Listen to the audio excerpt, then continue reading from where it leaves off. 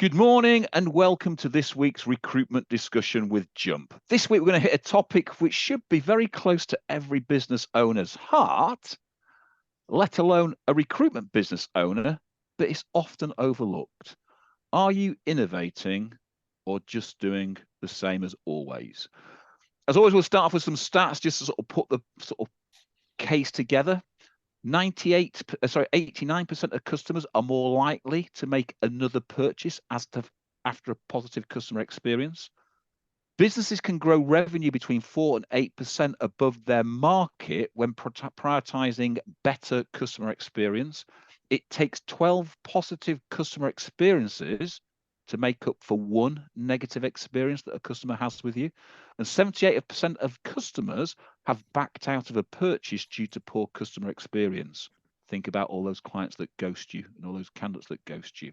More than 70% of customers believe that companies should collaborate on their behalf so they don't have to have repeated information sent to different representatives within the company. How easy would that be for recruitment to create just one simple portal for people? 70% of the customer journey is now based on how they feel and how they are being treated. And 84% of companies work to improve their customer experience, report an increase in revenue. The global CRM market, 74% of them say that the CRM software has improved their access to customer data. However, research from Bullhorn has showed that the adoption of CRM platforms has increased, with 68% using it for sales and 78% using it for tracking candidates' activity. However, the average return on investment from a CRM, according to the American market, is $8.71 for every $1 spent. However, most recruitment agencies use less than 50% of the functionality of their current CRM, and 42% of recruitment leaders are thinking of changing or upgrading their recruitment software this year. Wow. So the last two stats are very interesting. According to Forbes, 22% of the Fortune 100 companies have a C-level customer officer, compared to 10% of the Fortune 500 and less than 6% of the Fortune 1000. And customer-centric customers are 60% more profitable than companies that don't have a customer focus at all. And I think in recruitment, we think we have a customer focus, but we genuinely don't. So this week, I'm joined by Mr. Paul Jacobs and Miss Heather Potts. Sorry, Miss Heather. Miss Heather Sorway. There's a standing joke about Miss Potts here. So we're going to kick off. So, Heather Potts, I'm going to go to you for the first cup of tea. Mrs. Potts. The first question of the day is, how can recruitment agencies effectively balance traditional relationship building practices with innovative approaches to create a deeper and more enduring connection with their client? Great opening question, and thank you for the Mrs. Potts reference. Delighted with that. If anybody wants to know what that's about, it's on LinkedIn. Be my guest. Be my guest. Yeah, I'm quite happy to be referred to as Mrs. Potts. So, really, Howard, this is for me. It's about focus and caring about this stuff. So we have to put innovation and relationships at the heart of everything that we do. So if we don't think about this stuff when we design process, when we interact with our consultants, when we set their objectives, if we don't put relationship building practices at the center of every conversation, then it's very difficult to get that balance right, because people do what we focus on. They will do what we ask them about. They will do what we target them on. And so having those deep conversations with relationship building activities comes because we care about it and we make it the center of our strategy. Excuse me, I'm just going to go and get a glass of water. Paul, take over from me. She's off to going to get a cup of tea, I think. Going to get to me, Mrs. Potts. Yeah, Mrs. Potts. I mean, I think, as Heather was saying, what's super important is that relationship building with clients is at the epicenter of everything that we do. And that means regular client meetings. It's not a once a year event. It's as I've always said and consistently say, that we're in front of clients maximum period of time between meetings of 3 months, but sometimes more regularly. And I think your question about what innovative approaches do we need to be taking, I think that comes down to a couple of quite important points now, which is that I think clients are super hungry for data and information, education, if you will. And I think that we're in a great place to be providing them with data and information on their market sectors, and indeed, as employers, how they compare in terms of the way they treat their staff, benefits and salaries and so forth, against their competitors. And I think that if we can provide data, information, or create events, a lot of my clients do that, invite people to events that they put together. I think that makes a big deal of difference. And thinking back to my days at Running Office Angels, we were doing a huge amount of those kind of seminars and guest speaker events where we used to get huge attendances, people turning up to learn something that they could take away with them and use to help them in their business lives. So I think it's a broader offering these days than just purely offering great candidates. It is about information gathering, information giving, and trying to find opportunities to do that is where it's at. Heather, you all right now? I'm good, thank you. Good. Apologies for that. So I think it's about a tiered approach. I think in the main, most recruiters speak to the recruitment line. And normally recruitment line has very little power with regards to decision making about staffing levels. These come from higher up a business. So I think it needs to be a top-down, bottom-up approach when it's relationship strategies. I think we need to think about how do we go from the bottom up and the top down, and each of these areas, recruitment line, team, area managers, C-suite, all have different needs that recruiters can pander to and supply. One of them, as you said there, Paul, is about data. Yeah. So what data can we provide? Another is about product. Can we build their brand? Can we develop their brand into the passive marketplace? But we generally sort of go blind into selling just our recruitment solutions and don't go beyond the person that we're actually dealing with. And I think that's where we need to be a little bit more, we talk about land and expand in businesses, but we always talk about land and expand across the recruitment line. We never talk about upward elevation into the C-suite and upward elevation into the people who actually make the decisions. And those people can be far more influential in using you exclusively, using you solely, using you as a sole supplier. But we tend not to go into that marketplace because we tend to be a little bit frightened of that marketplace, I think, sometimes as recruiters, because we're happy talking just about recruitment, not talking business. So I think we've got to think about a tiered approach into the market. So in the evolving sort of landscape of recruitment, let's sort of push this a little bit. What strategies do you recommend for recruiters to maximize the potential of their candidate base, ensuring that they remain a valuable asset over time? Heather, you want to kick this one off?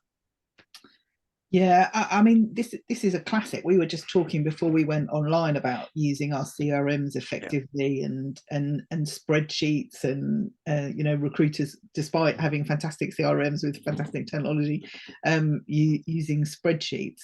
So I think it's really keeping your candidate database relevant, up to date, and interacting regularly with your candidates. So it's more than just talking to them when you've got a vacancy on. I mean, how many times do we all know examples where we spent money on job boards to find candidates that existed on our own CRMs? Every single recruitment business that I've ever interacted with has the same problem. So we're not keeping our candidate database up to date, and we're not maximizing the potential. So we have to focus people on the candidates we've already got, and being creative about how we keep relationships with candidates that we already have in the system.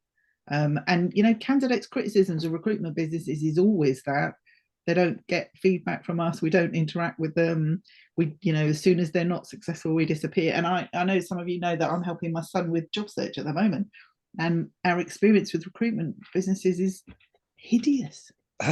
It's hideous.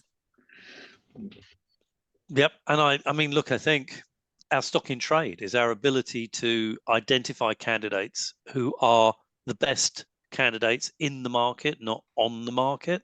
And most of those candidates over a period of time, and I work with companies that have been around for 20 odd years, you know, their candidate databases are extensive. They're very deep. They run into sometimes 100,000. I know that it's a huge job to try to interact and keep engaged people that are already on the database. We appreciate that that's extremely difficult. But I think it sometimes feels for business owners so overwhelming, so difficult, so challenging that they end up, I think, become paralyzed by the prospect of doing something about engaging with those candidates. A lot of it comes down to process, embedded processes in the business.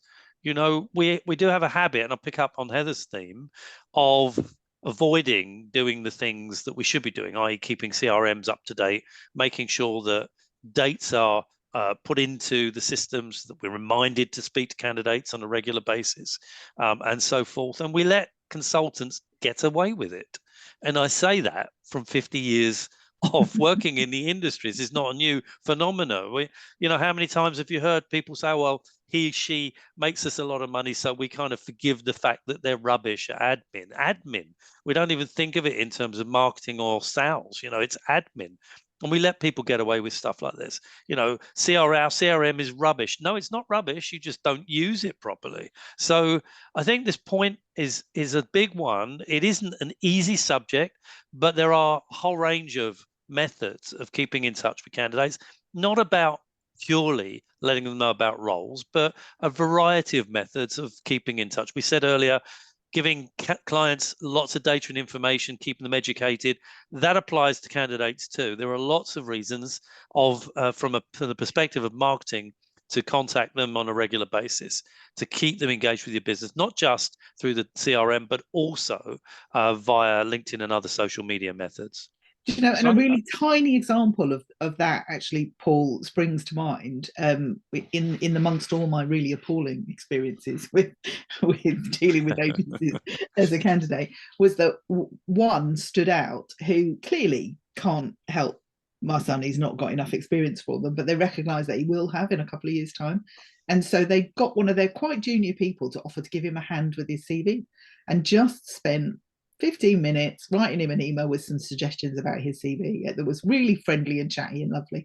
Now, his view of that business and whether or not he would use them again in the future was immeasurably changed by getting a very, very junior person who now learned from that, because she's read another CV, she's learned a little bit about it as well. And it was a great training exercise for her, and it was a positive experience for him.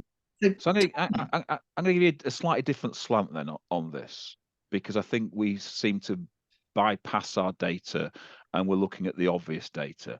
I think we should be tracking every placement that we've made.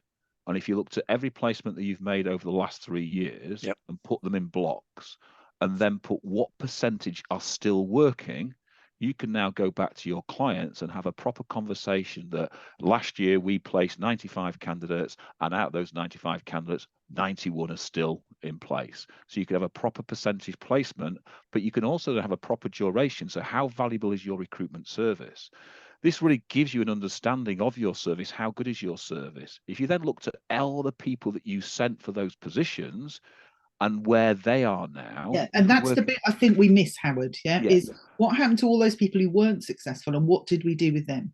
Yeah, so where are they now? Correct. And then look at, have they moved? If they've moved, what's their average tenure? That then gives you an idea of the quality of the service that you're providing and the quality of the candidates that you're providing. So working with your clients to know these two figures help increase your placement ratios, because it improves your quality, because you can measure your retention rates, and therefore you can increase your fees based on the quality of your service. So knowing the average tenure of a position then becomes really important, because the thing we tend to forget is that consultants search, but they tend to go back 3 months or 6 months at the max. They tend not to go back. But if I knew that if I knew a candidate was in situ, the tenure of their job was, say, 3 years, then we know probably after 14 months, they're starting to look for a job. So why aren't I advertising to that candidate about the potential value alignment with certain clients in the marketplace, what's going on them? So you catch the passive marketplace as it starts to think about a job, not when it actually comes onto the job market and places its CV on the job board. And that way you can start to think about really driving that passive marketplace, sow the seed of moving and emphasize the type of clients that you're dealing with, therefore promoting the clients. So you get the passive market coming to you. And we tend not to do that because it sounds like an awful lot of work. It's marketing. How many candidates do you have on your database that are not up to date? And I would say not up to date, i.e. you haven't spoken to them for 6 months, they're now out of date. Why aren't we updating those candidates and bringing those candidates to market? Howard, just a quick example, a real life example of why embedded processes make a difference. I have a client, and I was talking to one of their senior people. We were talking about this very subject, and he said, "It's interesting you asked me this, Paul, because I called a candidate I placed in a job a year ago because it came up in my diary because I'd made certain that I'd written it down that I had to call this guy at this certain point. And when I called him just to say, hi, how you doing? How's it going? He said to me, you know, I'm amazed you called me. You must have been reading my mind. I'm not happy.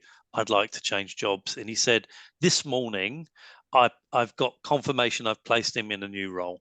And it was a big fee. And, you know, this point about making certain that things are embedded into your system so that there is no need to worry about remembering things or your consultants remembering things. It's a process, and it's rigid. A rigid process ensures that things like that are no accident. Yeah, and it's a process that keeps them focused on the future, on longer term, not just the things that are right in front of their eyes to deal with today.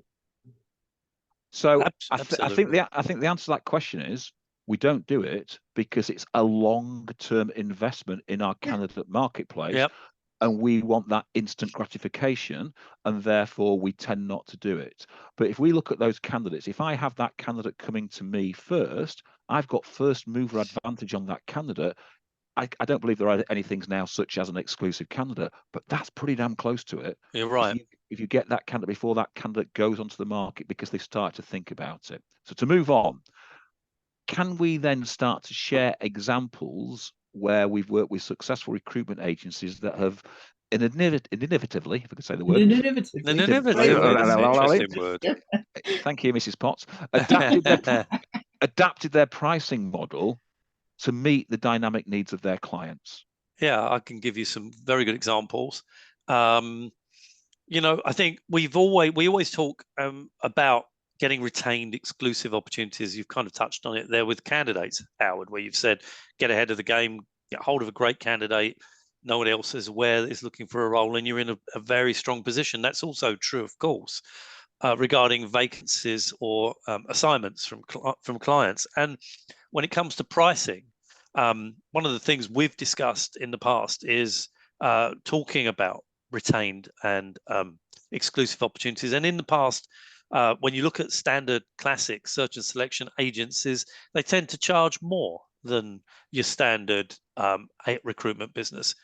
I think one of the things that I've always felt is that if you can give me as a recruiter the opportunity to work on your vacancy before anyone else gets a look in, whether that's only 24, even 48 hours, or hopefully longer, I am prepared to consider looking at my fee structure. I am prepared perhaps to reduce my charge by a percentage point or two because it's worth my while. I've got an exclusive role no one else has got. I have a period of time to work on that role before anyone else gets a look in. Hopefully I've negotiated at least a couple of weeks, maybe a month.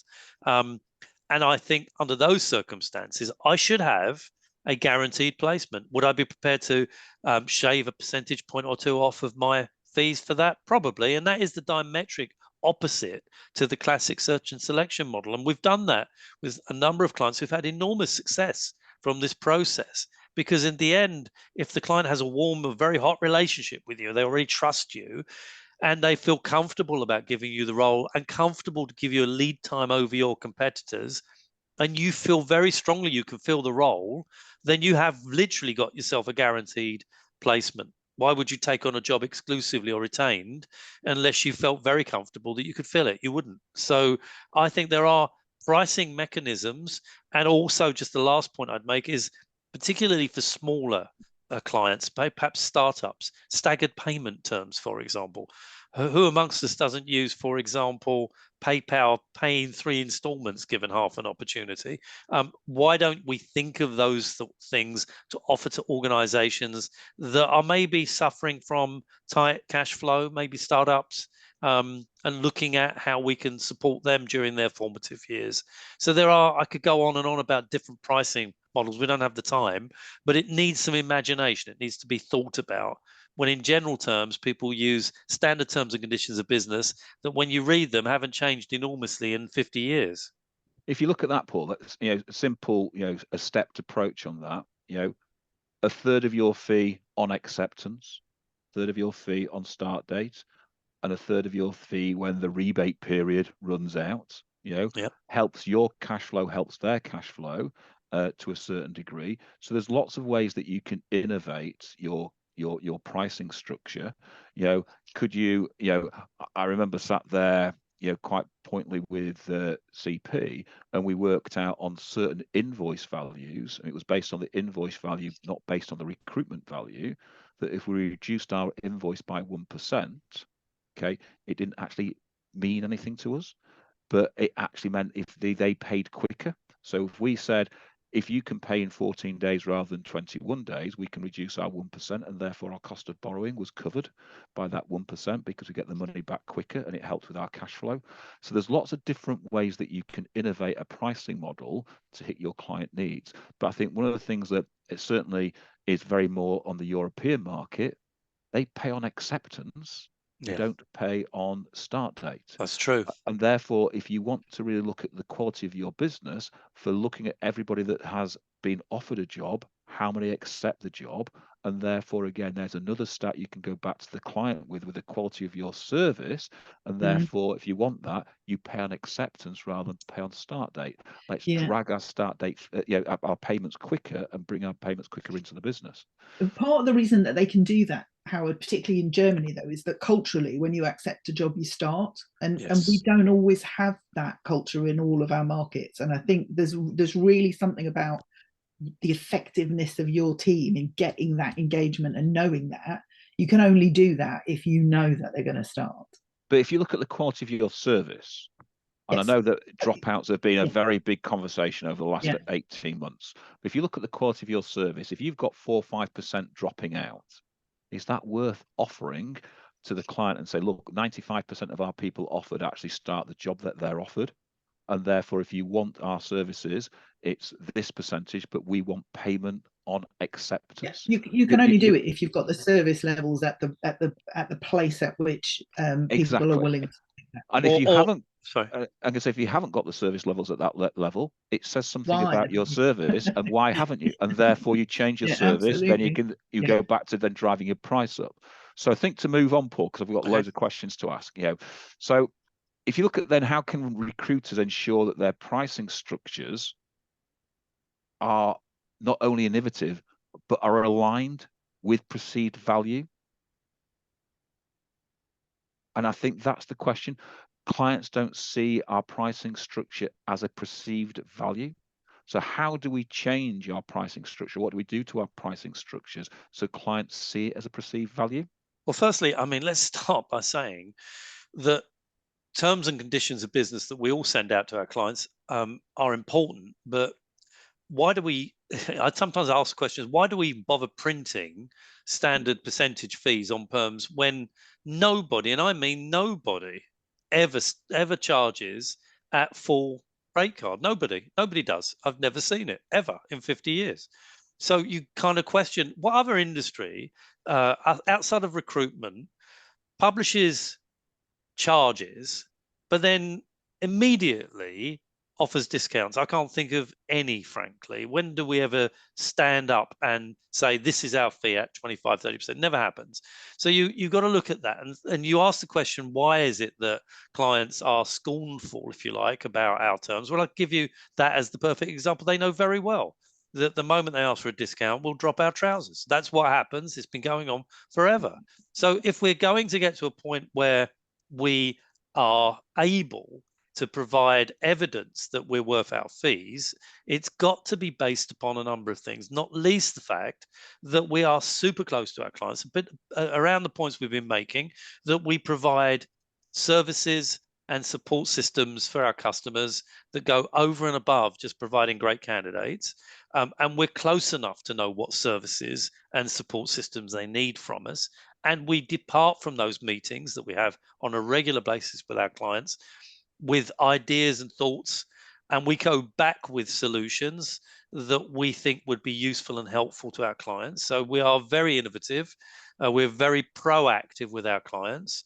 We move away from being a reactive recruitment business, waiting for vacancies to come in our direction and then piling CVs in their direction, to becoming a proactive partner to our clients, where we are regularly, constantly sitting down and having conversations with them about what we can do to make their lives considerably easier when it comes to the very important subject of staff attraction and retention. And I think when we start getting tighter to our clients on that basis, they push back a lot less on our pricing mechanisms. And we're able, I hope, to get ourselves closer to our top percentages printed on our terms of business. And I think this attitude towards our pricing as an industry goes back an awful long time, because we are dreadful as an industry at standing our ground when it comes to fees. And everybody knows that. Everybody knows that. And I think this comes back to something we touched on last week as well, Howard. And I know you've talked about this a lot, but it's about empowering our there goes my voice again, empowering our consultants by training them well. So making sure they understand what they're selling it, how it's priced, why it's priced like that, what range of flexibility they have to discuss and negotiate, putting some rules in and really debating and discussing this as a business, rather than kind of, as Paul says, leaving it to chance and just dropping our trousers when we're asked. But actually, Tim Cook always used to say we need to value ourselves and value our service. Yeah, absolutely. Build that feeling into the people who work for us, that what we do is valuable. And it really is valuable. And we don't always, as an industry, understand how much we know about talent acquisition and how valuable what we do. Because of a few bad actors in the business, we let ourselves all be tarred with the same brush. We should be taking much more pride in ourselves and teaching our recruiters why their price matters. And you're so right, Heather. And look, just to validate your point, what is it? £43 billion spent with recruitment businesses in the UK every year. Yeah. I mean, that's not a small industry. So, and you cannot say that every employer that spends a fraction of that 43 odd billion pounds within the industries are all idiots. I mean, 43 odd billion pound is a big spend. We definitely provide a valuable service. We must be providing a valuable service. So I think the comment is, you can't reevaluate or create innovative pricing structure until we change the client's perception of what they see as value. So I think the first thing we need to start to think about is changing the client's perception of what they perceive as value, because what they tend to forget is that purchase of that human being is their most valuable asset that they have in their business. And yet their most valuable asset in their business, they want for free, as cheap as possible, etc. And so they've got to perceive that the value that they are buying, i.e. the people they're buying into the business, the quality of the people they're buying into the business, has a cost and has a value to it, to them. And therefore they've got to understand that. And until we change that perception of our clients, we are always going to be a price rate-based business rather than a value-based business. And we've got to start to change our clients' mindset about what we bring to them and what that candidate does over a period of time for the business, not just bringing new talent to them. So I think there's a big change there that we need to look at. So in terms of revenue generation then, what innovative approaches have you seen or implemented that have proven successful in creating a new stream of income for recruitment agencies? Okay, so I've seen this many times, and that is providing management consulting services to clients. In other words, senior people in the business going in, spending time with their clients, providing very valuable advice and direction, and charging for it. Now, I've seen it. I've got clients that do it, and this is coming back to the point Heather made of valuing the knowledge and expertise that we have and putting a price on it. Now, I think that there are some things that we all do for clients that we happily do for free because that forms and helps to gel the relationships that we have with those clients. And I talked about that a moment ago. But then there are other things that where we should be stepping back and saying, this is a lot of work. These are things that the clients asked me to do, or I've seen an opportunity to provide support and get involved in a project, but it's going to take time, and time is money. So you put a value on that, and the value is your invoice. If what you do for clients is perceived as valuable, then perhaps you do some of that for free. But where it becomes quite a lot of work, I suspect that the answer is, and I see it, and I've got clients that do it, you go in and you price up a project. And guess what?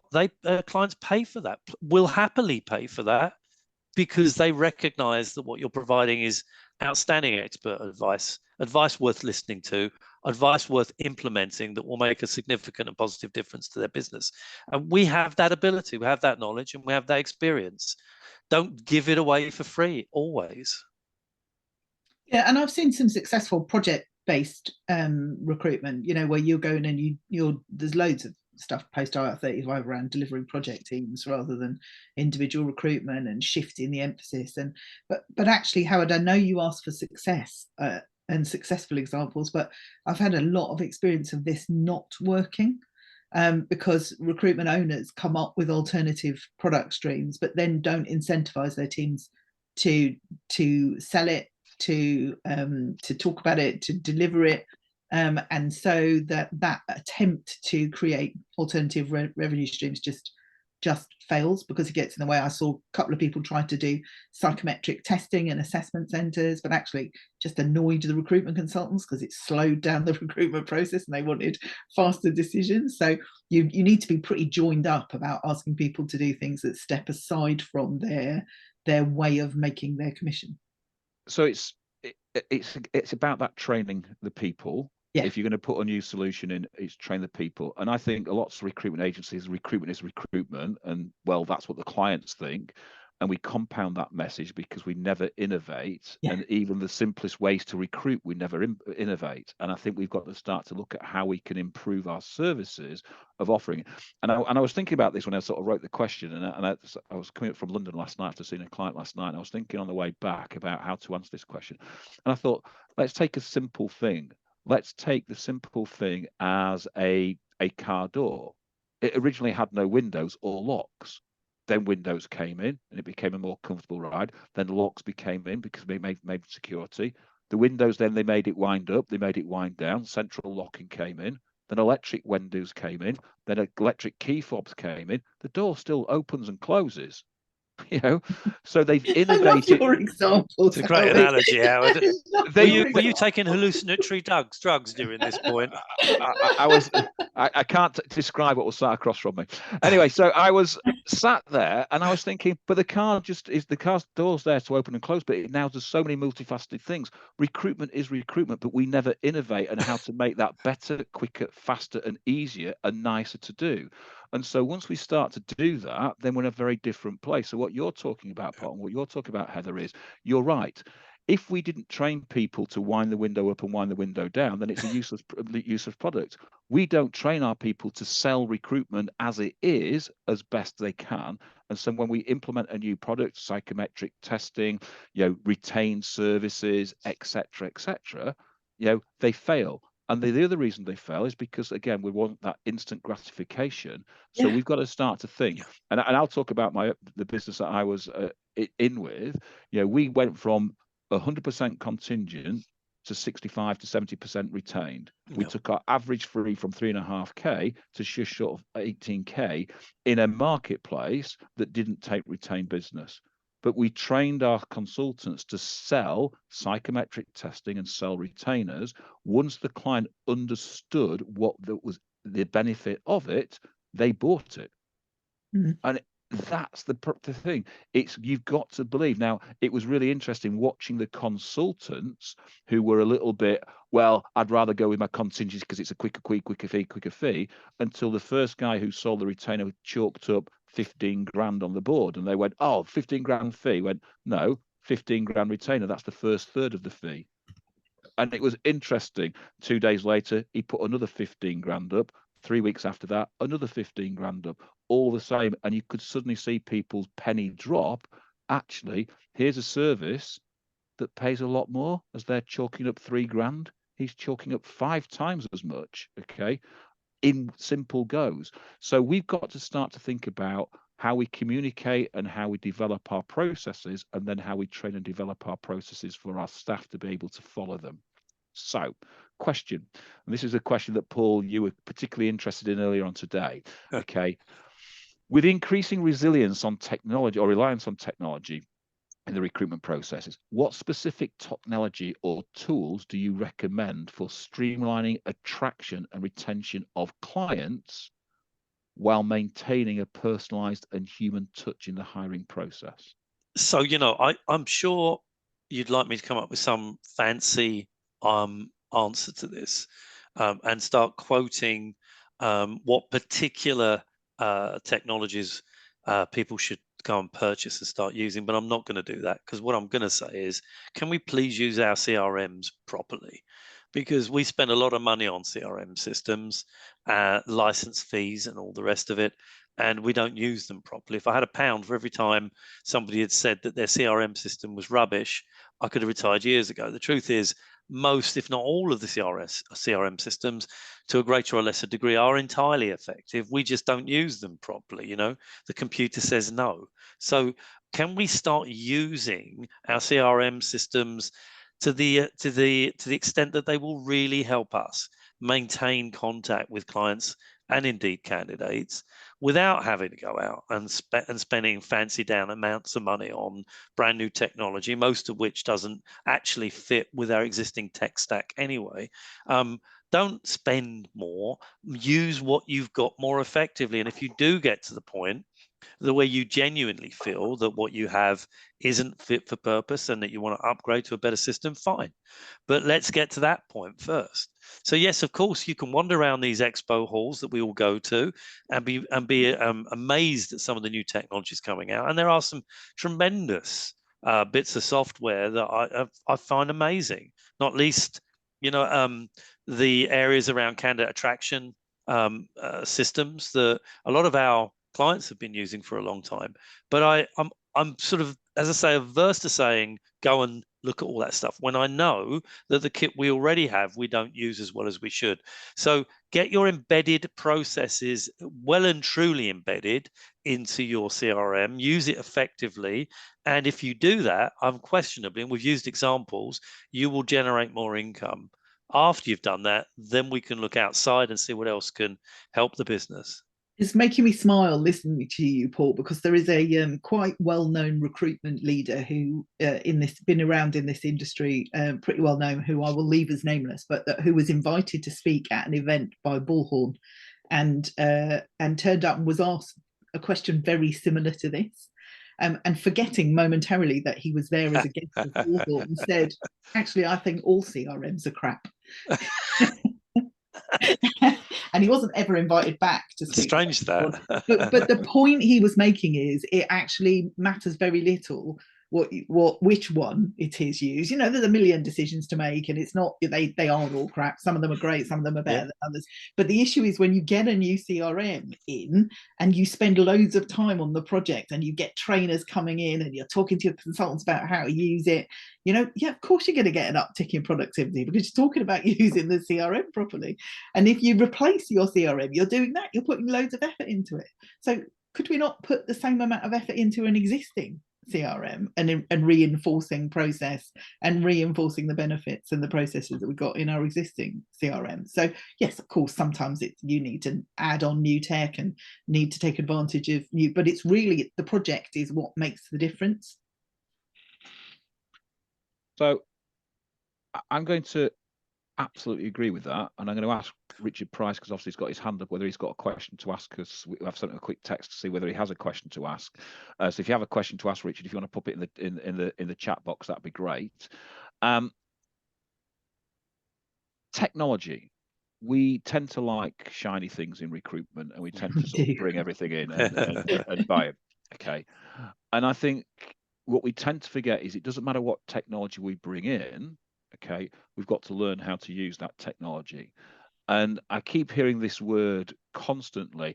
It's very intuitive. It's very easy to use. Well, I'm sorry, it's not for quite a lot of people, because what one person's version of intuitive is another person's of an absolute nightmare. Which is why people use spreadsheets, Howard, right? Because this is true.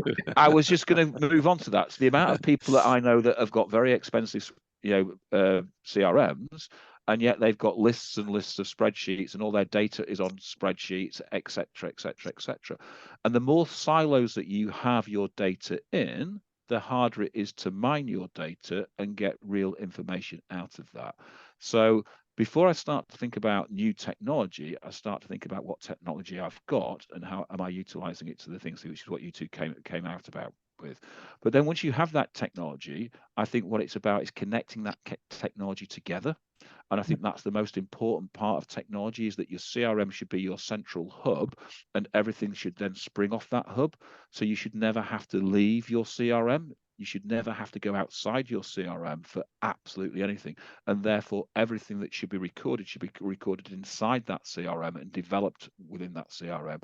And that's important. So it's not about when you look to purchase new technology or new equipment. It's about how does it fit with what you've already got? Will it benefit the business, or does it have problems?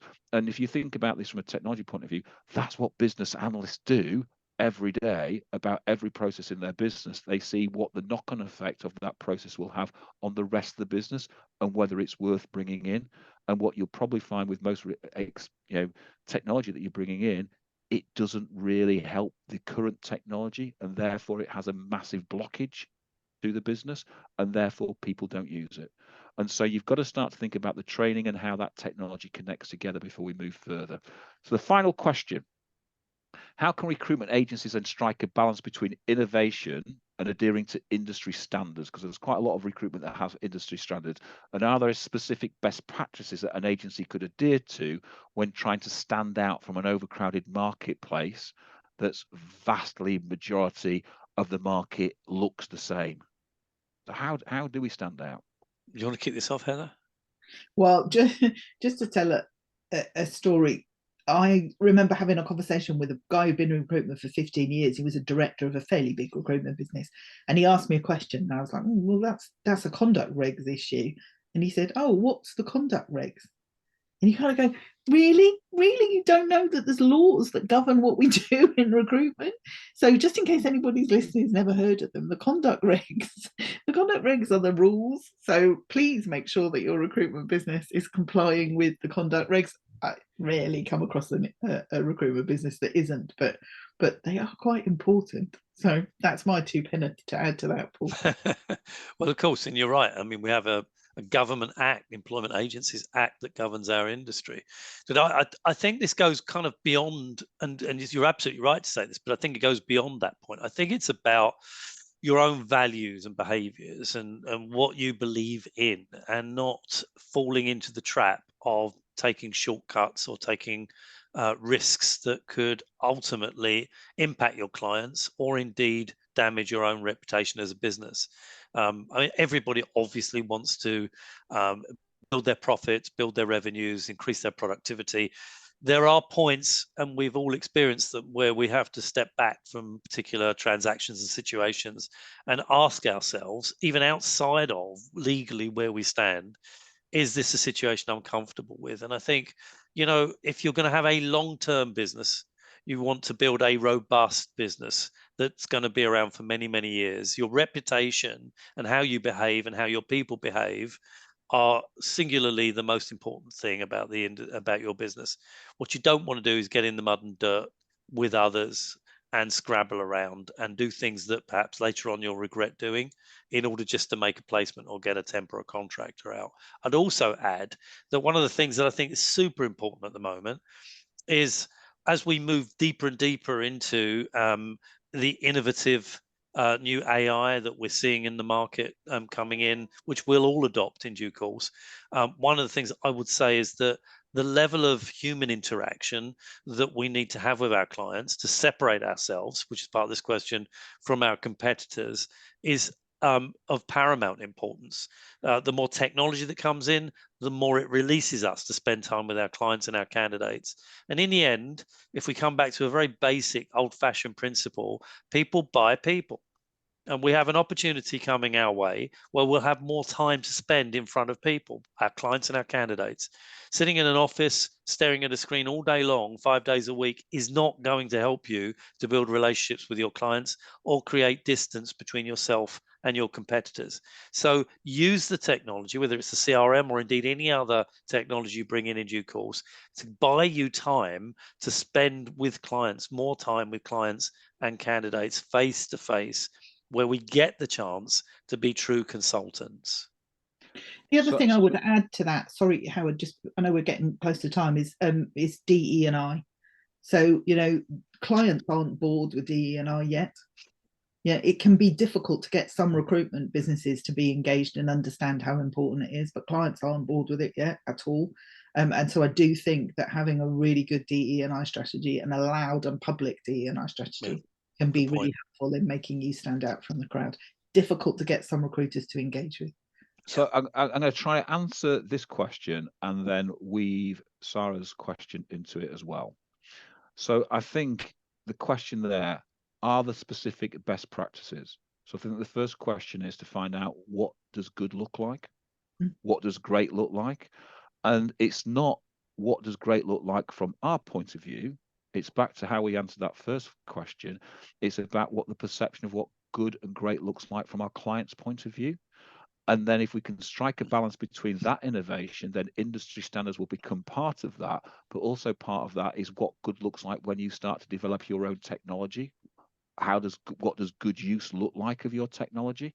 And so I think if you want to stand out from the crowd, it's if you understand what good looks like, then we should be going for what great looks like. And that is improving of your service, improving of your interaction with your clients, your candidates, your technology, etc. And that says that you then don't look the same as everybody else. And because if you look the same as everybody else, then you are the same as everybody else. And therefore, you've got to do something different. And therefore, understanding what good looks like to what great looks like means that you increase your service levels, you increase your capability, which will then increase your capacity to actually undertake more work from clients who are willing to pay you more on a more regular basis. And we seem to forget that because we're too quick in the rush to fill a job for a client that doesn't really care about your service, doesn't want to really pay for your service. And that's what we sort of think about. So you can adhere to every industry standard, but if no one cares about it, then no one cares. And you've got to tell your client why you care, why you are industry standard, but above that standard. And we don't have that. And there's no measure in recruitment for that standard. Yeah, there's nothing that says that you are this unless you start to go to your Google reviews, your trust advisor reviews, etc., of what your clients actually say about you. And I think that's an important thing that we tend to forget, that and I've said this quite a lot just recently, we ask for reviews. It's the unsolicited reviews that we should really be craving. And that only comes if you have outstanding service. So Mrs. Potts, thank you very much. Mr. Jacobs, thank you very much. Thank you very much for every question. I think we've run out of time. As I've said there, what I'll do tomorrow, I'm with you, Emily, tomorrow, so I'll answer your question with you directly, face-to-face tomorrow, so that'll be a great help from that point of view.